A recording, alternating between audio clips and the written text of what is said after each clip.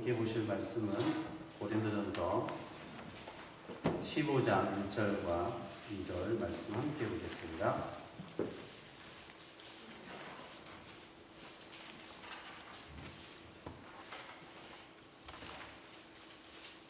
고린도전서 15장 1절과 2절 말씀입니다.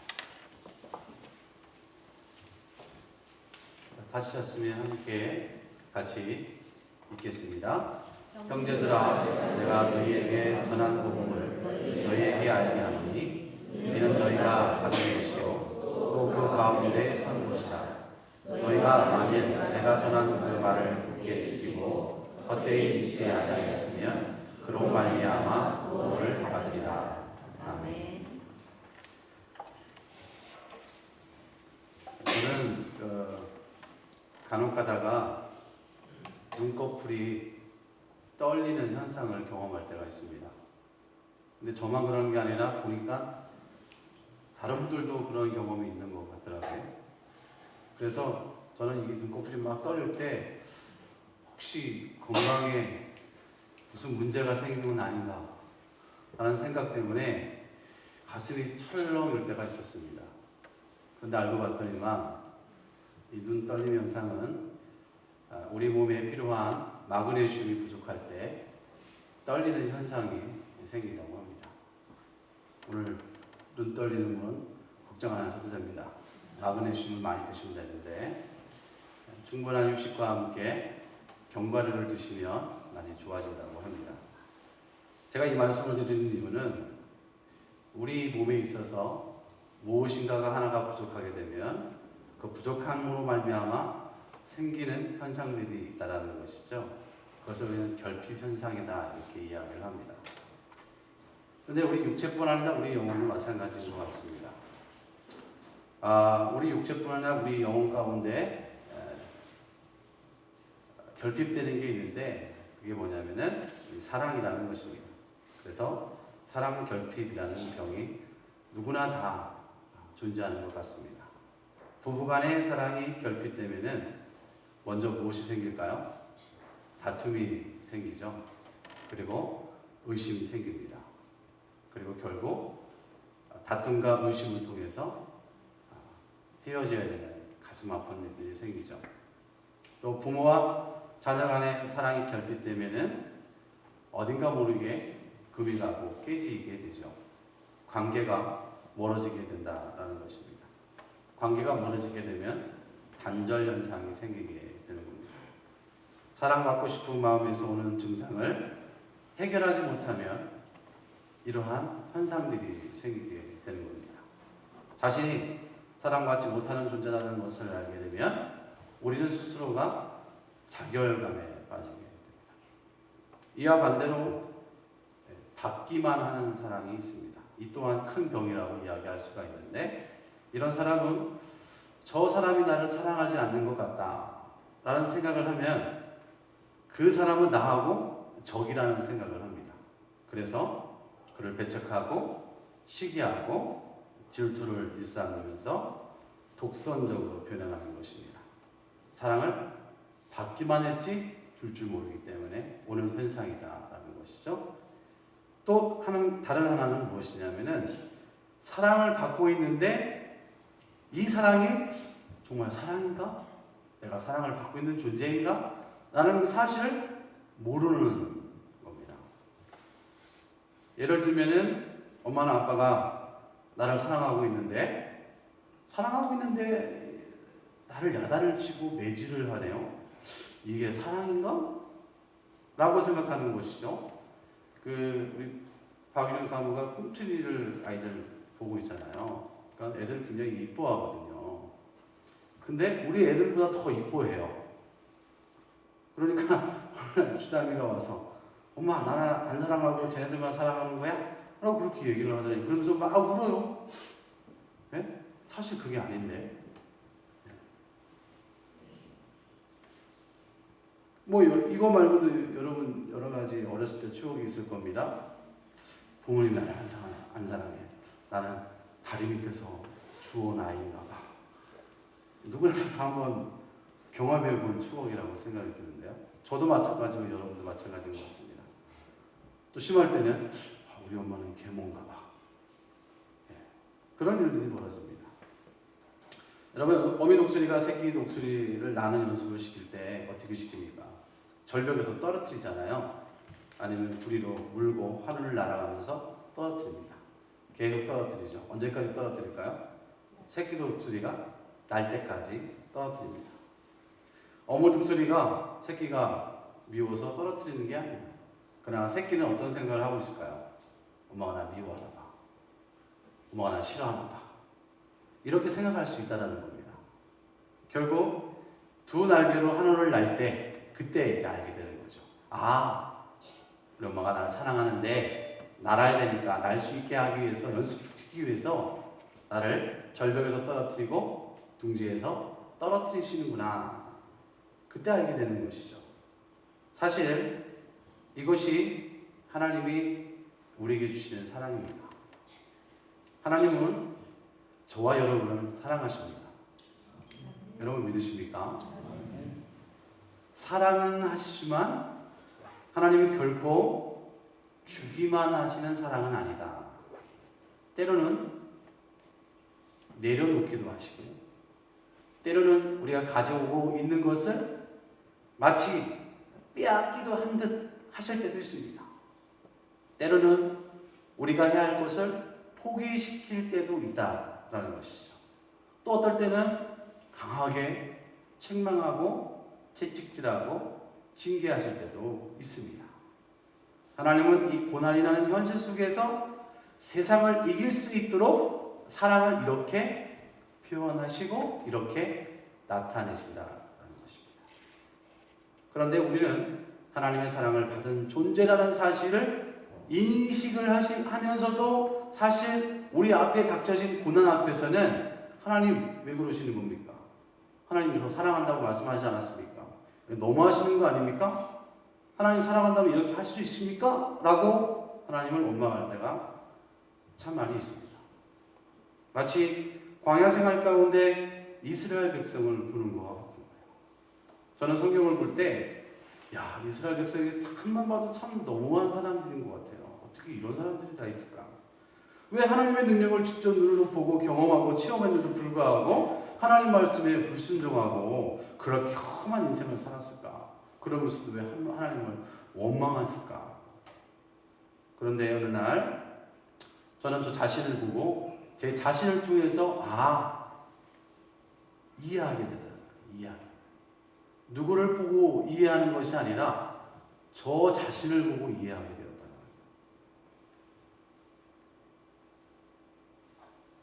저도 이스라엘 백성들과 같이 똑같이 불순종하고 있는 것을 발견하게 됐다는 거예요. 하나님을 원망하고 내가 아는 하나님보다 더 좋아하는 우상을 만들고 그것을 쫓고 하나님 알기보다는 세상의 더 유혹 속에 향락 속에 즐거워했던 저의 모습을 보는 순간에 이스라엘 백성의 모습이 내 모습이고 내 모습이 곧 이스라엘 백성의 모습이었구나. 그래서 왜 그럴까? 그 이유가 무엇일까? 라고 생각해 봤는데 그거에 대한 답을 하나님이 주시는데 뭐냐면은 그들이 하나님을 잊어버렸기 때문에 그런 것이죠. 그들의 머릿속에 생각 속에 하나님이 잊혀져 버린 것입니다. 이사야서 17장 10절 말씀을 보니까 이는 내가 내 구원의 하나님을 잊어버리며 내 능력의 반석을 마음에 두지 아니한 까닭이라. 그러므로 내가 기뻐하는 나무를 심으며 이방의 나무까지도 이종하는도다.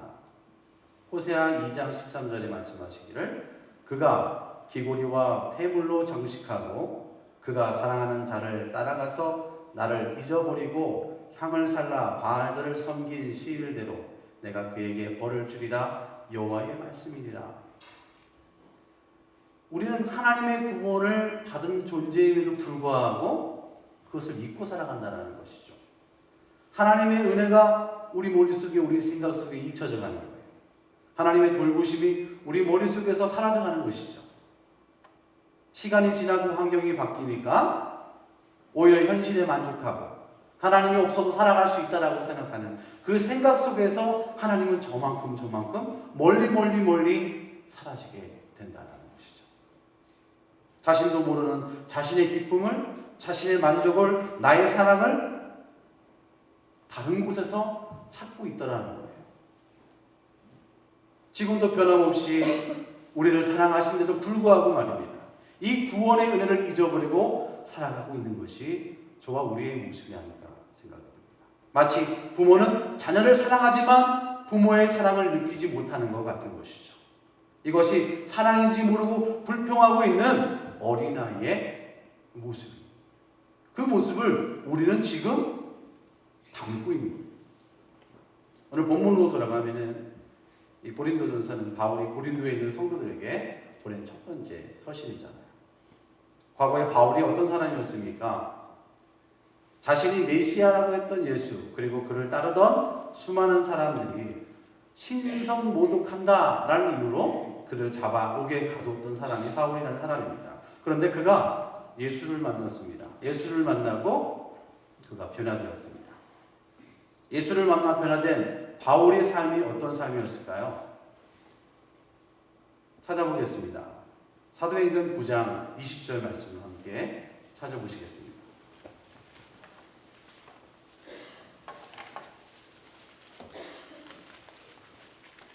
사도행전 9장 20절 말씀입니다.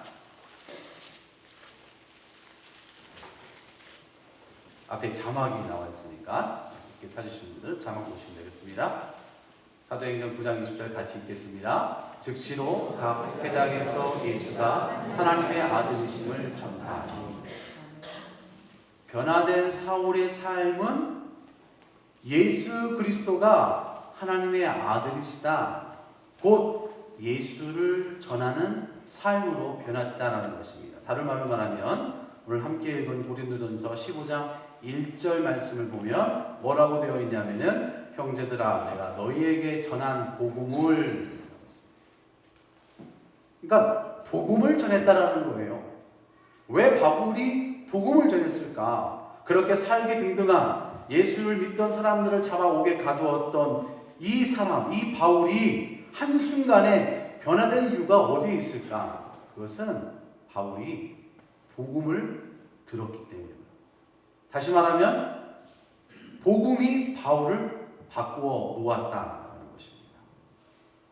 성경에 나오는 많은 사람, 모든 사람들은 복음을 듣고 복음의 능력을 통해서 변화된 사람들입니다. 그들뿐 아니라 오늘날 수많은 사람들, 저와 여러분도 이 복음을 듣고 변화된 사람들이죠.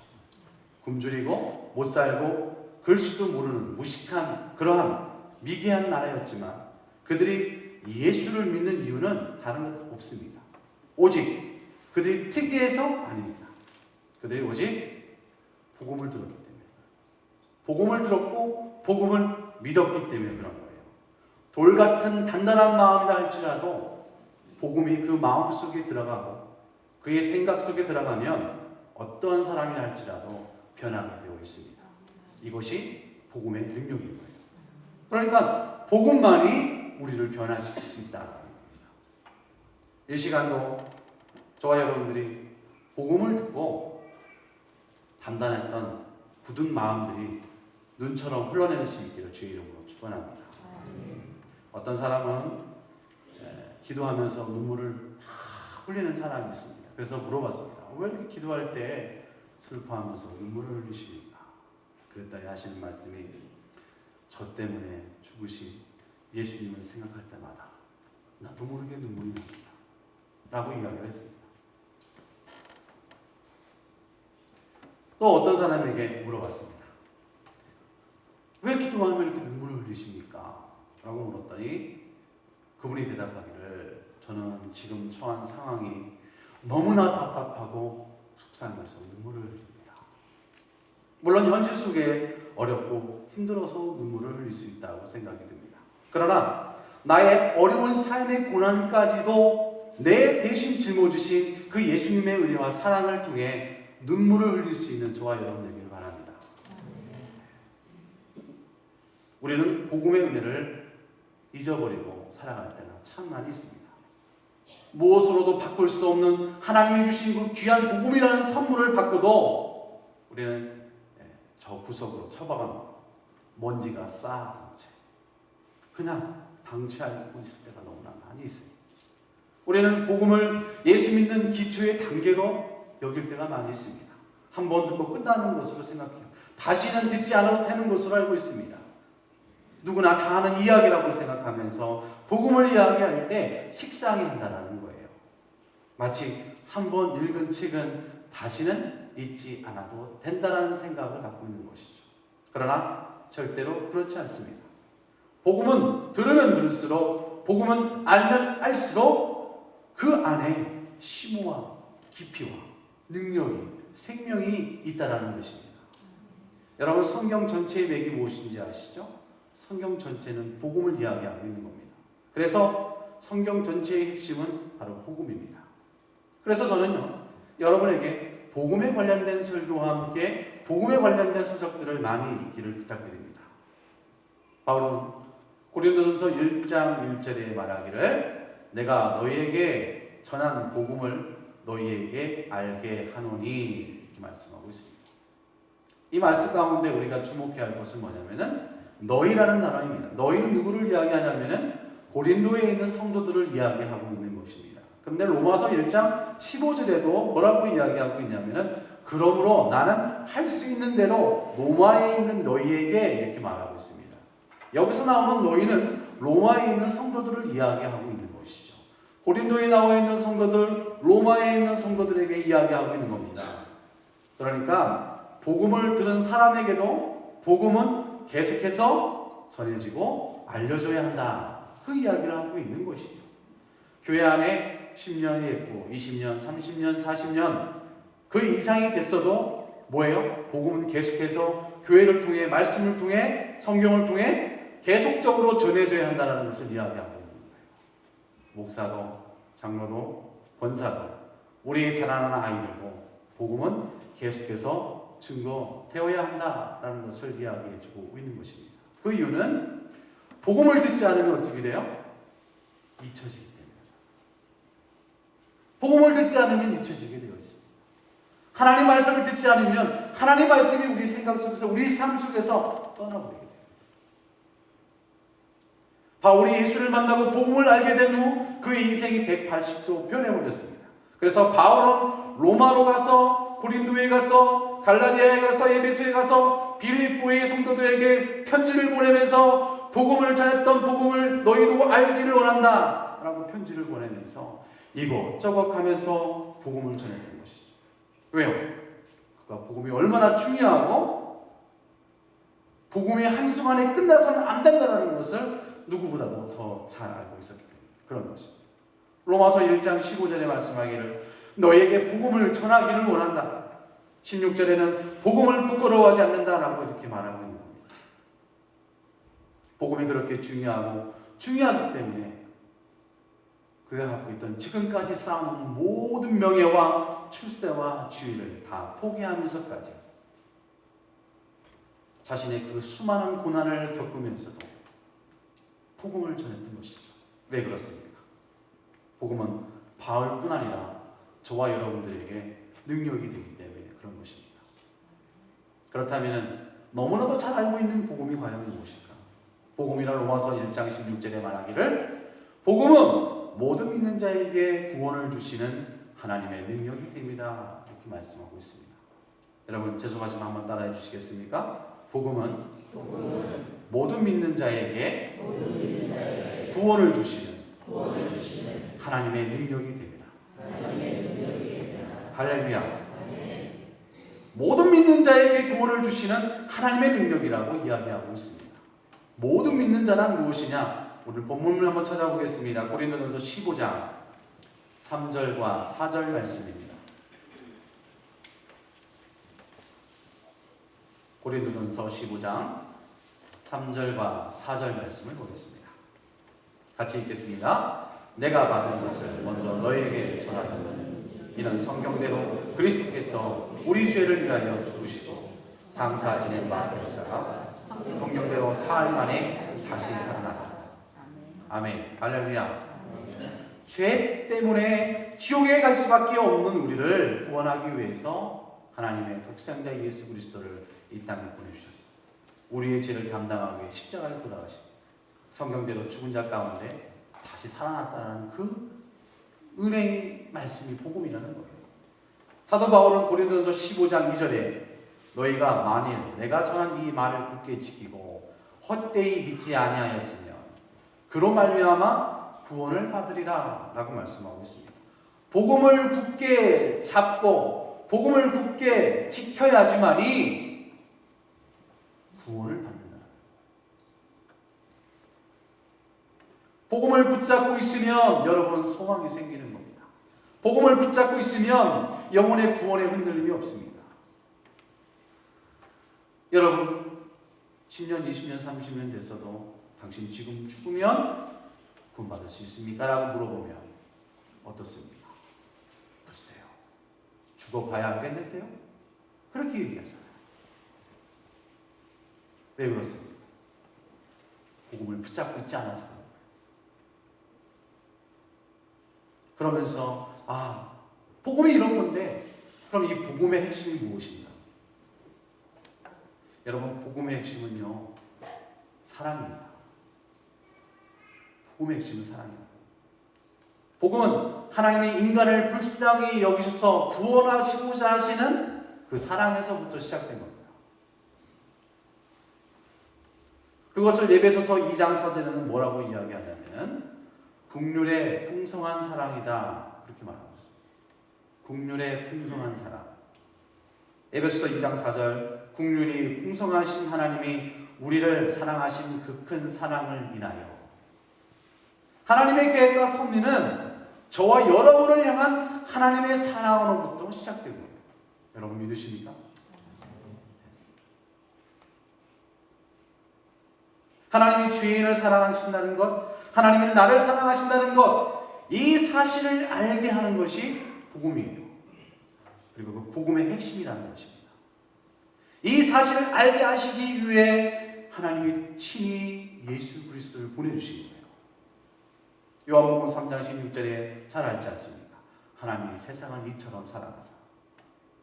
요한일서 4장 19절에 우리가 사랑하면 그가 먼저 우리를 사랑하셨습니다. 로마서 5장 8절에 우리가 아직 죄인 되었을 때 그리스도께서 우리를 위하여 죽으심으로 하나님께서 우리에 대한 자기의 사랑을 확증하셨습니다. 여러분 한번 따라해 주시겠습니까? 옆에 계신 분 마주 보시면서 하나님은 당신을 사랑하십니다. 여러분 이것이 복음의 핵심입니다. 하나님이 저와 여러분을 사랑한다. 여러분 하나님이 여러분을 사랑한다는 그 말 자체가 우리에게 얼마나 큰 감동이요 큰 은혜요 기쁨인지 여러분 아셔야 합니다. 사랑만큼 달콤하고 사랑만큼 힘을 주고 사랑만큼 능력이 되는 것이 과연 무엇이 있겠습니까? 어떤 어머니가 어마어마한 무게에 깔려있는 자식을 한순간에 초인적인 힘을 발휘해서 들어올렸다는 이야기를 들은 적이 있습니다. 그 근원이 어디서 왔을까요? 그 힘의 근원이 어디서 왔을까요? 사랑입니다. 제가 어렸을 때 우리 가족이 한 방에서 살았습니다. 그래서 제가 어릴 때 자야 되니까 불을 끄려고 옛날에는 다마라고 했잖아요. 전구다마. 누르는 것도 있고 돌리는 것도 있잖아요. 저희 집에는 돌리는 겁니다.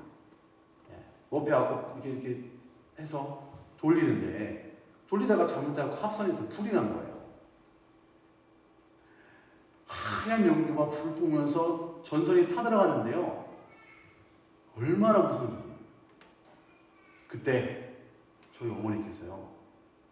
딱 일어나더니 그 불 딱 막 들어가는 전기를 딱 잡으시더니 의서 밑으로 딱 훑으시는 거예요. 놀랐습니다. 그 불이 꺼진 거예요. 그때 저는 깨달았습니다.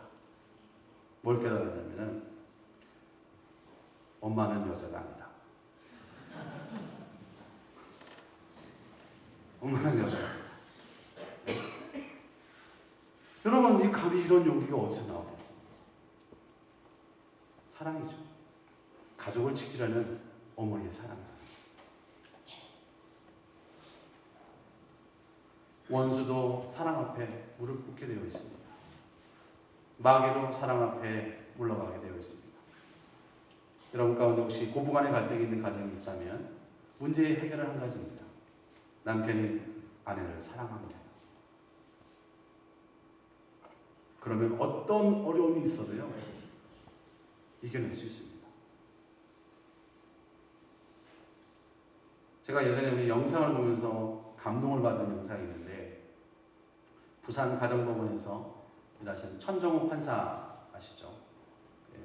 연간 2천여 명의 청소년들을 상담을 한다고 합니다.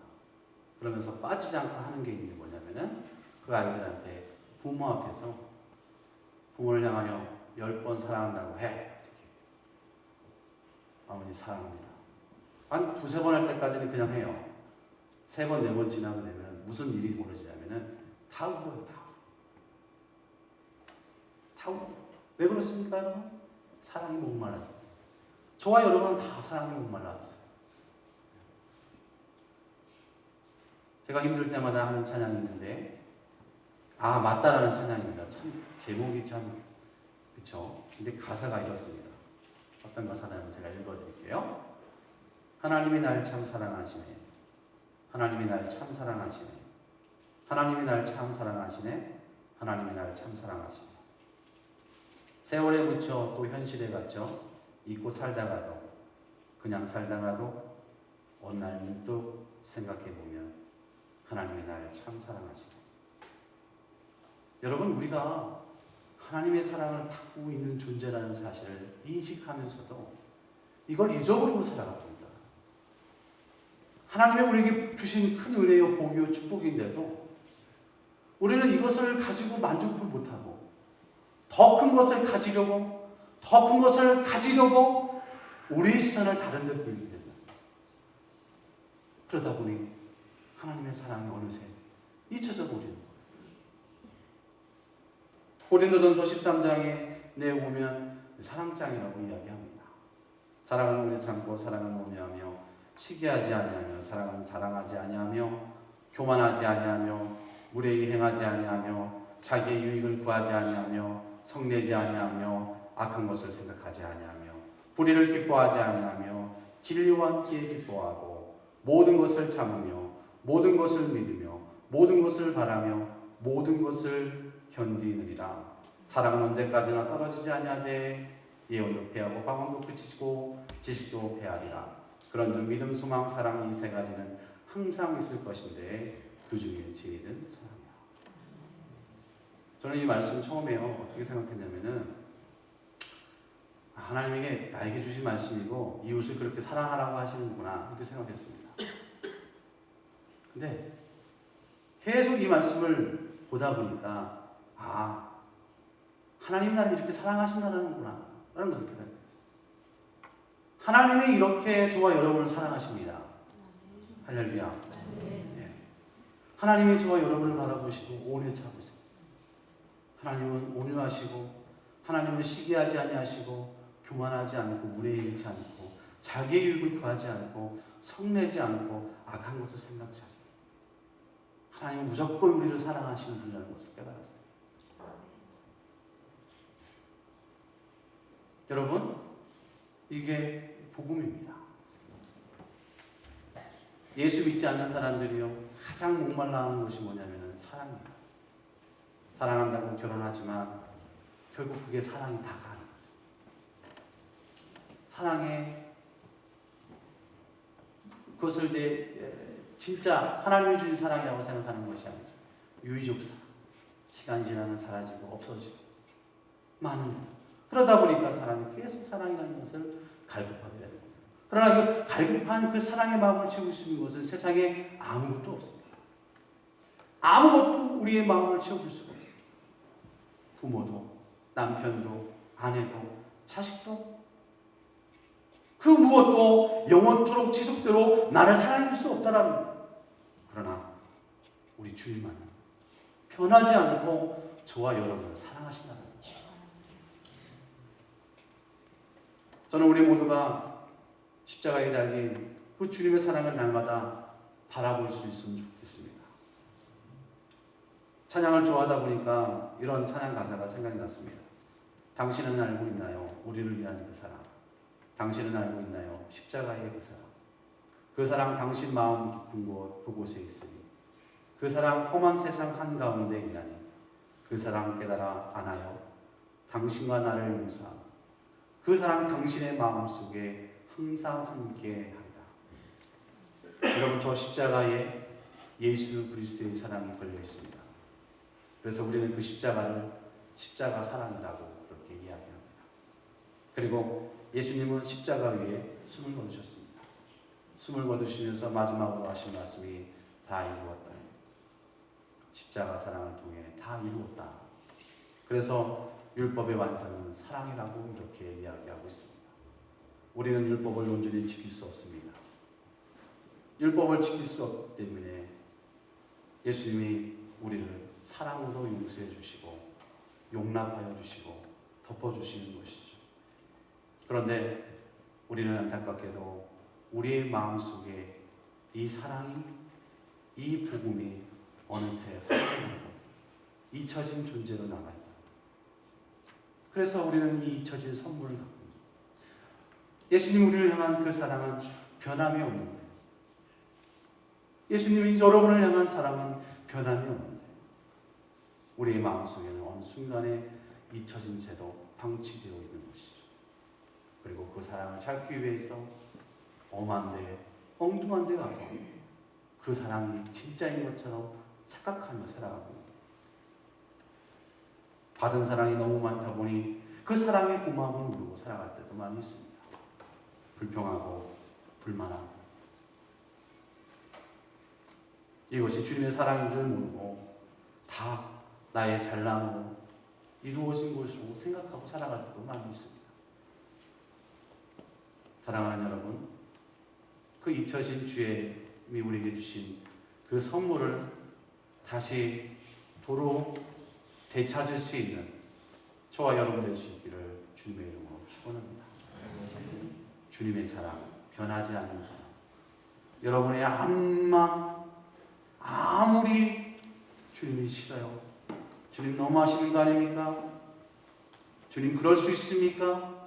라고 이야기한다 할지라도 우리를 향한 주의 사랑은 결코 흔들림 없이 변함없이 영원하다는 사실을 기억하면서 그 하나님의 사랑으로 여러분들이 세상을 이겨내고 주님 안에 거하는 복된 저와 여러분 될 수 있기를 주님의 이름으로 축원합니다.